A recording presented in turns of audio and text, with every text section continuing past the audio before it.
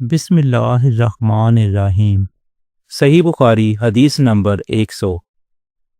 آپ صلی اللہ علیہ وآلہ وسلم فرماتے تھے کہ اللہ علم کو اس طرح نہیں اٹھا لے گا کہ اس کو بندوں سے چھین لے، بلکہ وہ پختہ کار علماء کو موت دے کر علم کو اٹھائے گا، حتیٰ کہ جب کوئی عالم باقی نہیں رہے گا تو لوگ جاہلوں کو سردار بنا لیں گے، ان سے سوالات کیے جائیں گے اور وہ بغیر علم کے جواب دیں گے، اس لیے خود بھی گمراہ ہوں گے اور لوگوں کو بھی گمراہ کریں گے۔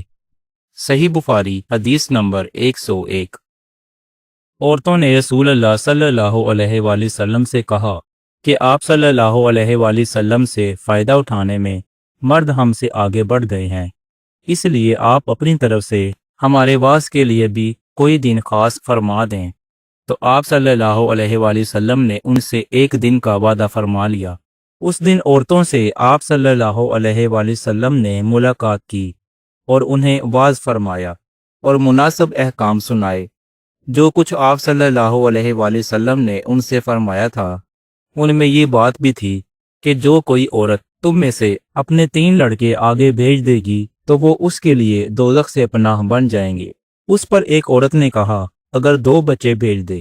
آپ صلی اللہ علیہ وآلہ وسلم نے فرمایا، ہاں، اور 2 کا بھی یہ حکم ہے۔ صحیح بخاری حدیث نمبر 102۔ یہی حدیث ابو ہریرہ سے روایت کرتے ہیں کہ رسول اللہ صلی اللہ علیہ وآلہ وسلم نے ارشاد فرمایا کہ ایسے 3 بچے جو ابھی بلوغت کو نہ پہنچے ہوں۔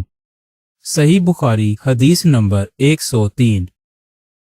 رسول اللہ صلی اللہ علیہ وآلہ وسلم کی بیوی حضرت عائشہ رضی اللہ عنہا جب کوئی ایسی بات سنتی جس کو سمجھ نہ پاتی تو دوبارہ اس کو معلوم کرتی تاکہ سمجھ لیں۔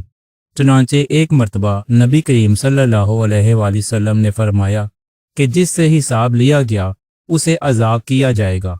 حضرت عائشہ رضی اللہ عنہا فرماتی ہیں کہ یہ سن کر میں نے کہا کہ کیا اللہ نے یہ نہیں فرمایا کہ عنقریب اس سے آسان حساب لیا جائے گا؟ رسول اللہ صلی اللہ علیہ وآلہ وسلم نے فرمایا کہ یہ صرف اللہ کے دربار میں پیشی کا ذکر ہے، لیکن جس کے حساب میں جانچ پڑتال کی گئی سمجھو وہ غارت ہو گیا۔ صحیح بخاری حدیث نمبر 104۔ انہوں نے عمر بن سعید والی مدینہ سے جب وہ مکہ میں ابن زبیر سے لڑنے کے لیے فوجیں بھیج رہے تھے کہا کہ اے امیر، مجھے آپ اجازت دیں تو میں وہ حدیث آپ سے بیان کر دوں جو رسول اللہ صلی اللہ علیہ وآلہ وسلم نے فتح مکہ کے دوسرے دن ارشاد فرمائی تھی۔ اس حدیث کو میرے دونوں کانوں نے سنا اور میرے دل نے اسے یاد رکھا ہے، اور جب رسول اللہ صلی اللہ علیہ وآلہ وسلم یہ حدیث فرما رہے تھے تو میری آنکھیں آپ صلی اللہ علیہ وآلہ وسلم کو دیکھ رہی تھی۔ آپ صلی اللہ علیہ وآلہ وسلم نے پہلے اللہ کی حمد و ثنا بیان کی، پھر فرمایا کہ مکہ کو اللہ نے حرام کیا ہے، آدمیوں نے حرام نہیں کیا۔ تو سن لو کہ کسی شخص کے لیے جو اللہ پر اور یوم آخرت پر ایمان رکھتا ہو جائز نہیں ہے کہ مکہ میں خون ریزی کرے یا اس کا کوئی پیڑ کاٹے۔ پھر اگر کوئی اللہ کے رسول کے لڑنے کی وجہ سے اس کا جواز نکالے تو اس سے کہہ دو اللہ نے اپنے رسول صلی اللہ علیہ وآلہ وسلم کے لیے اجازت دی تھی، تمہارے لیے نہیں دی، اور مجھے بھی دن کے کچھ لمحوں کے لیے اجازت ملی تھی۔ آج اس کی حرمت لوٹ آئی جیسے کل تھی، اور حاضر غائب کو یہ بات پہنچا دے۔ یہ حدیث سننے کے بعد راوی حدیث ابو شریح سے پوچھا گیا کہ آپ کی یہ بات سن کر عمر نے کیا جواب دیا؟ کہا یوں کہ اے ابو شریح، حدیث کو میں تم سے زیادہ جانتا ہوں، مگر مکہ کسی خطا کار کو یا خون کر کے اور فتنہ پھیلا کر بھاگ آنے والے کو پناہ نہیں دیتا۔ صحیح بخاری حدیث نمبر 105۔ ایک مرتبہ ابو بکرہ رضی اللہ عنہ نے رسول اللہ صلی اللہ علیہ وآلہ وسلم کا ذکر کیا کہ آپ صلی اللہ علیہ وآلہ وسلم نے یوں فرمایا، تمہارے خون اور تمہارے مال۔ محمد کہتے ہیں کہ میرے خیال میں آپ صلی اللہ علیہ وآلہ وسلم نے اعراضکم کا لفظ بھی فرمایا، یعنی اور تمہاری آبروئیں تم پر حرام ہیں۔ جس طرح تمہارے آج کے دن کی حرمت تمہارے اس مہینے میں۔ سن لو، یہ خبر حاضر غائب کو پہنچا دے۔ اور محمد راوی حدیث کہتے تھے کہ رسول اللہ صلی اللہ علیہ وآلہ وسلم نے سچ فرمایا۔ پھر دوبارہ فرمایا کہ کیا میں نے اللہ کا یہ حکم تمہیں نہیں پہنچا دیا؟ صحیح بخاری حدیث نمبر 106۔ رسول اللہ صلی اللہ علیہ وآلہ وسلم نے ارشاد فرمایا کہ مجھ پر جھوٹ مت بولو، کیونکہ جو مجھ پر جھوٹ باندھے وہ دوزخ میں داخل ہو۔ صحیح بخاری حدیث نمبر 107۔ عبداللہ بن زبیر رضی اللہ تعالی عنہ سے روایت ہے کہ انہوں نے کہا کہ میں نے اپنے باپ یعنی زبیر سے عرض کیا کہ میں نے کبھی آپ سے رسول اللہ صلی اللہ علیہ وآلہ وسلم کی احادیث نہیں سنی جیسا کہ فلاں فلاں بیان کرتے ہیں۔ کہا میں کبھی آپ سے الگ تھلگ نہیں رہا، لیکن میں نے آپ کو یہ بھی فرماتے ہوئے سنا ہے کہ جو مجھ پر جھوٹ باندھے گا وہ اپنا ٹھکانہ جہنم بنا لے۔ صحیح بخاری حدیث نمبر 108۔ حضرت انس رضی اللہ تعالی عنہ سے روایت ہے، فرماتے تھے کہ مجھے بہت سی حدیثیں بیان کرنے سے یہ بات روکتی ہے کہ نبی صلی اللہ علیہ وآلہ وسلم نے فرمایا کہ جو شخص مجھ پر جان بوجھ کر جھوٹ باندھے تو وہ اپنا ٹھکانہ جہنم میں بنا لے۔ صحیح بخاری حدیث نمبر 109۔ سلمہ بن الاکوع رضی اللہ تعالی عنہ سے روایت ہے، وہ کہتے ہیں کہ میں نے رسول اللہ صلی اللہ علیہ وآلہ وسلم کو یہ فرماتے ہوئے سنا کہ جو شخص میرے نام سے وہ بات بیان کرے جو میں نے نہیں کہی تو وہ اپنا ٹھکانہ جہنم میں بنا لے۔ صحیح بخاری حدیث نمبر 110۔ حضرت ابو ہریرہ رضی اللہ تعالی عنہ سے روایت ہے کہ رسول اللہ صلی اللہ علیہ وآلہ وسلم نے ارشاد فرمایا کہ اپنی اولاد کا میرے نام کے اوپر نام رکھو، مگر میری کنیت اختیار نہ کرو، اور جس شخص نے مجھے خواب میں دیکھا تو بلا شبہ اس نے مجھے دیکھا، کیونکہ شیطان میری صورت میں نہیں آ سکتا، اور جو شخص مجھ پر جان بوجھ کر جھوٹ بولے وہ دوزخ میں اپنا ٹھکانہ تلاش کرے۔ صحیح بخاری حدیث نمبر 111۔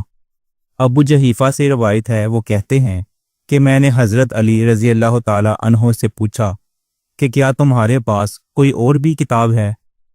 انہوں نے فرمایا کہ نہیں، مگر اللہ کی کتاب قرآن ہے، یا پھر فہم ہے جو وہ ایک مسلمان کو عطا کرتا ہے، یا پھر جو کچھ اس صحیفے میں ہے۔ میں نے پوچھا اس صحیفے میں کیا ہے؟ انہوں نے فرمایا دیت اور قیدیوں کی رہائی کا بیان ہے، اور یہ حکم کہ مسلمان کافر کے بدلے قتل نہ کیا جائے۔ صحیح بخاری حدیث نمبر 112۔ حضرت ابو ہریرہ سے روایت ہے کہ قبیلہ خزاع کے کسی شخص نے بنو لیس کے کسی آدمی کو اپنے کسی مقتول کے بدلے میں مار دیا تھا۔ یہ فتح مکہ والے سال کی بات ہے۔ رسول اللہ صلی اللہ علیہ وآلہ وسلم کو یہ خبر دی گئی۔ آپ صلی اللہ علیہ وآلہ وسلم نے اپنی اونٹنی پر سوار ہو کر خطبہ پڑھا اور فرمایا کہ اللہ نے مکہ سے قتل یا ہاتھی کو روک لیا۔ امام بخاری رحمۃ اللہ فرماتے ہیں اس لفظ کو شک کے ساتھ سمجھو۔ ایسا ہی ابو نعیم وغیرہ نے القتل اور الفیل کہا ہے، ان کے علاوہ دوسرے لوگ الفیل کہتے ہیں۔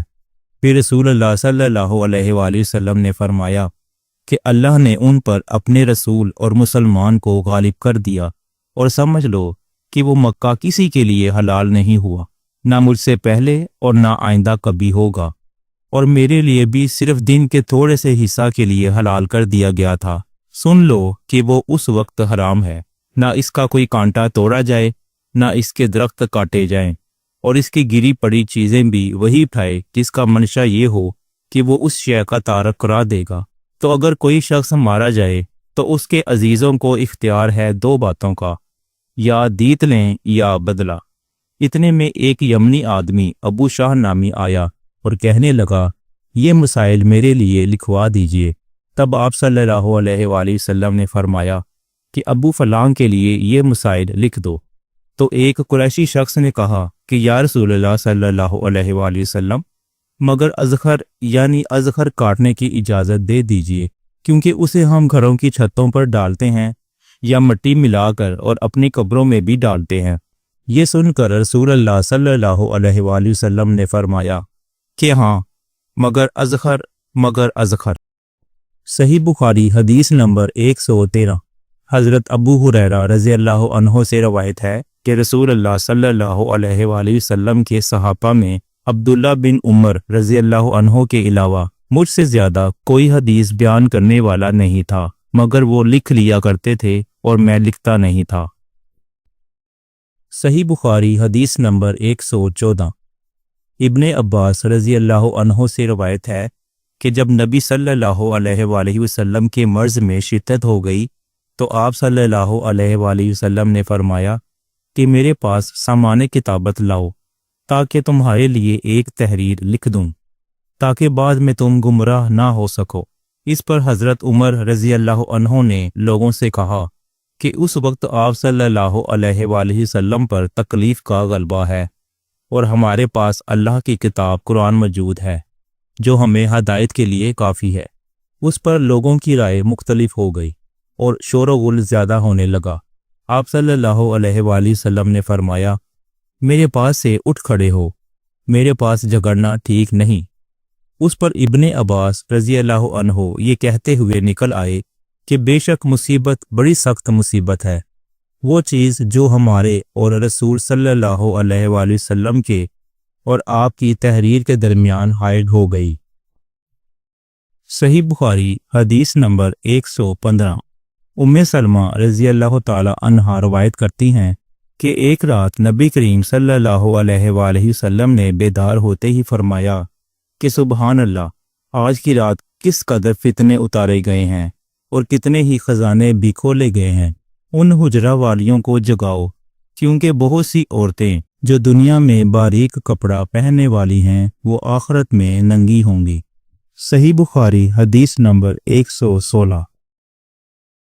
हज़रत अब्दुल्ला बिन उमर रज़ी अल्लाह अन्हो से रवायत है, फरमाया कि आखिरी उम्र में एक दफ़ा रसूल अल्लाह सल्लल्लाहु अलैहि वसल्लम ने हमें ईशा की नमाज पढ़ाई।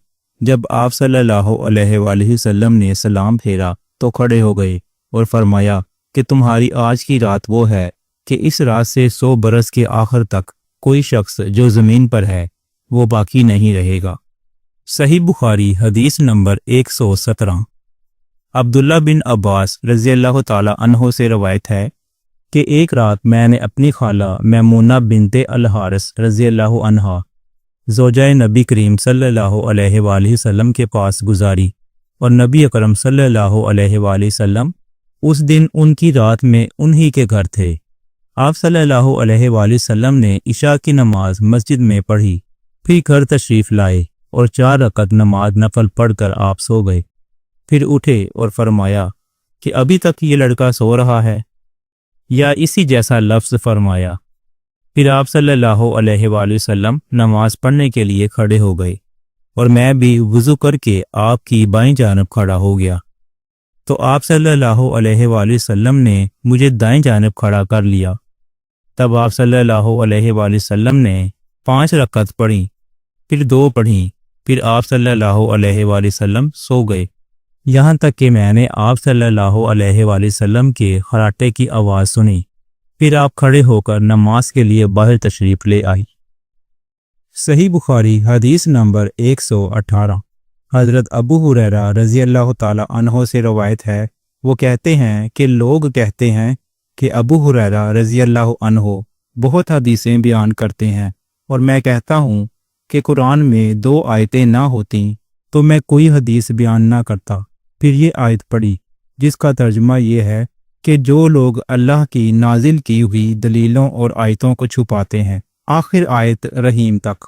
वाक़या ये है कि हमारे महाजरीन भाई तो बाज़ार की खरीदो फरोख्त में लगे रहते थे और अंसार भाई अपनी जायदादों में मशगूल रहते, और अबू हुरैरा रसूलुल्लाह सल्लल्लाहु अलैहि वसल्लम के साथ जी भर कर रहता ताकि आप सल्लल्लाहु अलैहि वसल्लम की रफ़ाकत में शिकम परी से भी बेफिक्री रहे, और उन मजलिसों में हाजिर रहता जिन मजलिसों में दूसरे हाजिर ना होते, और वो बातें महफूज रखता जो दूसरे महफूज नहीं रख सकते थे।